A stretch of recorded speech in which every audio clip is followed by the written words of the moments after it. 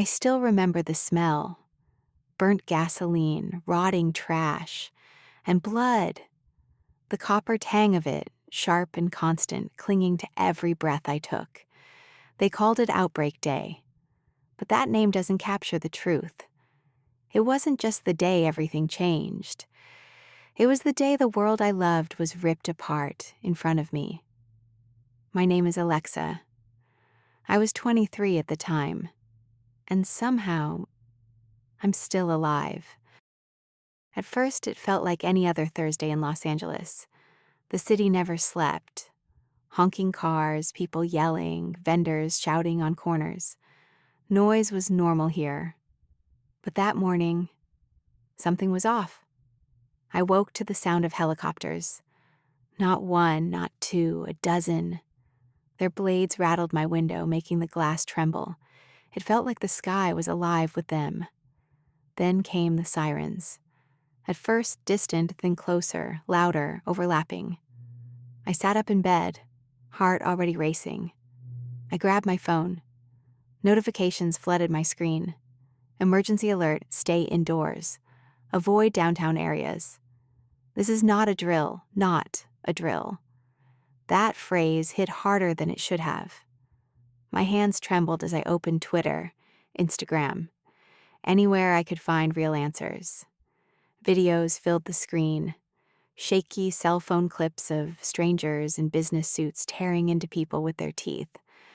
Men and women sprinting down streets, screaming for help while someone, no something, chased them down, clawing, biting, ripping flesh like rabid animals.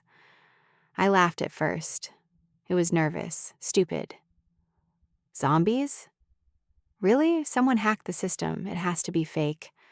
I wanted it to be fake. Until I heard the first scream outside my building. I crept toward the window, pulling back the blinds just enough to see. Down on the street, a man in a gray suit stumbled through the crosswalk. His neck was twisted wrong, his jaw hanging like it was broken. Blood dripped down the front of his shirt. A woman came running toward him, shouting something in Spanish.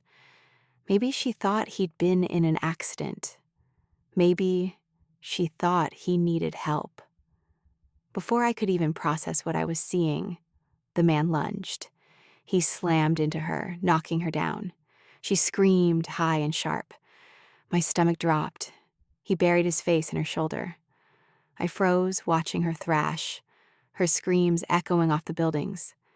Then, silence. I wanted to look away. God, I wanted to close the blinds. But I couldn't. The man lifted his head, his mouth dripping red. And then, the impossible happened. The woman twitched. Her body convulsed. Her eyes snapped open, cloudy and lifeless. And within seconds, she was standing again. She didn't scream, she didn't cry, she just turned, scanning, like she was hunting. That was the moment I stopped laughing. That was the moment I realized this wasn't panic. This wasn't fake. This was the end. My first thought was to hide, to wait it out. But deep down, I knew there was no waiting this out. I grabbed what I could. My father's old pocket knife, a half-empty backpack, a bottle of water, a baseball bat I'd kept under the bed since college. Pathetic, but it was something. As I zipped up the bag, my hands wouldn't stop shaking. I kept thinking about my mom, about the texts I hadn't answered the night before. If she was trying to call now, my phone wasn't buzzing. There was no signal, just silence. The hallway outside my apartment smelled like smoke and iron. Someone had left their door wide open. Inside, a TV buzzed static, blood smeared in thick lines across the carpet. I didn't look further. I thought about going down the stairs, but I heard it. That low, guttural growl echoing from below. My chest tightened. They were down there. Instead, I forced myself upward to the roof. The city spread out before me and my heart sank. Fires burned in the distance, cars jammed together on Wilshire Boulevard.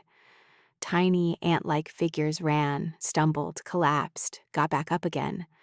Helicopters circled, spotlights slicing across the skyline. The city of angels was gone. If I was going to survive, I needed wheels. My neighbor always kept his beat-up Jeep in the garage. The garage was dark, damp. My footsteps echoed louder than they should have. My chest was so tight it hurt. And then I saw her.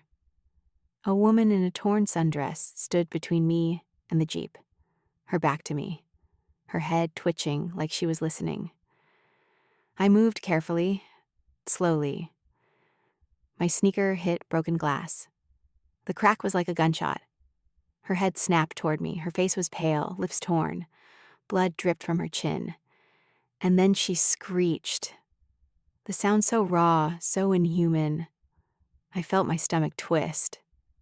She sprinted. I swung the bat, screaming as it connected with her skull. The crack echoed through the garage. She dropped, twitching, reaching for me. I fumbled with the Jeep's door, praying the keys were inside.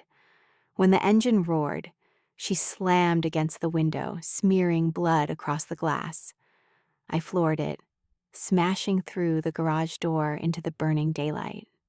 I didn't look back. Driving through Los Angeles that day was like driving through hell. Cars abandoned in the middle of intersections.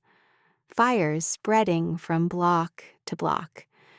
People, no, not people anymore, staggering in packs, their cloudy eyes snapping toward the sound of my engine. I gripped the wheel so hard my knuckles turned white. Keep moving, keep moving. If I stopped, I was dead. The radio was just static. Cell service was gone. There was no news, no instructions, no help coming. I tried the 101 freeway, hoping to escape north. But the on-ramp was blocked by burning vehicles and mangled bodies. There was no way through. I turned back. That was a mistake.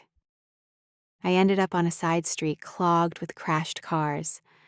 The Jeep couldn't squeeze through. I killed the engine, my pulse hammering. That's when I heard it. Shuffling. Dozens of feet dragging across asphalt. Then dozens more.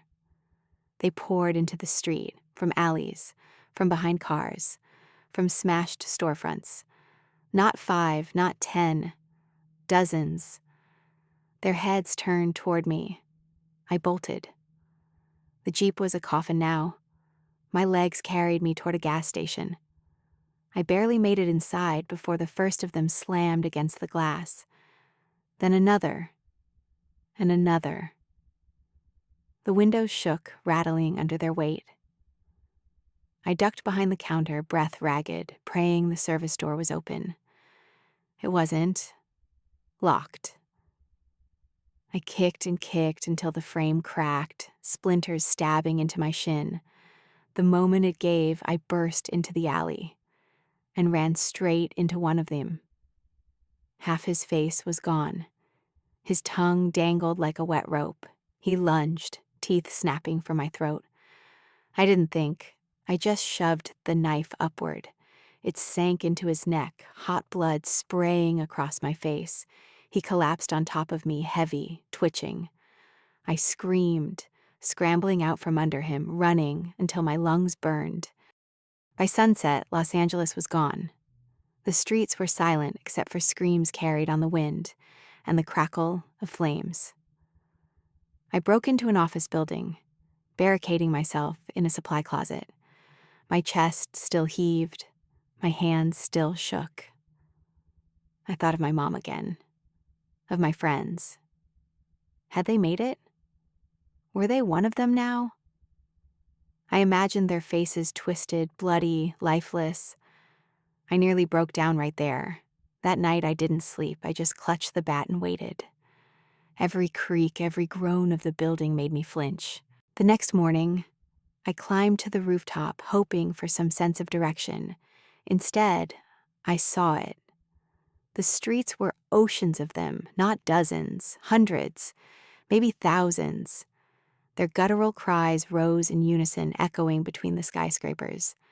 Then came the helicopter. For a moment, hope sparked in my chest. Rescue. Maybe rescue. But it circled, unsteady. Smoke billowed from the tail. My hope turned to dread. It spiraled downward, smashing into a high-rise in an eruption of flame. The blast shook the building beneath my feet, nearly throwing me over the edge. Debris rained across the streets. The dead roared louder, reaching skyward as if worshipping the destruction. My heart broke. There was no rescue coming. By the third day, I wasn't the same person anymore. My hands were blistered, raw from gripping weapons. My stomach gnawed itself with hunger. My thoughts were jagged, sharp, dangerous. But I was alive. I scavenged cans of food, bottles of water, a handgun with 3 bullets. It wasn't much, but it was survival. I decided to head east, out of the city, away from the ocean of death. The hardest part wasn't the hunger or the fear. It was letting go of the hope that someone might save us. It's been months since Outbreak Day. I don't even know what year it is anymore. The calendar stopped mattering when the world did. I'm writing this from an abandoned farmhouse, somewhere in the desert. At night, the dead still wander. I hear their moans drift across the sand, but I'm alive. For now.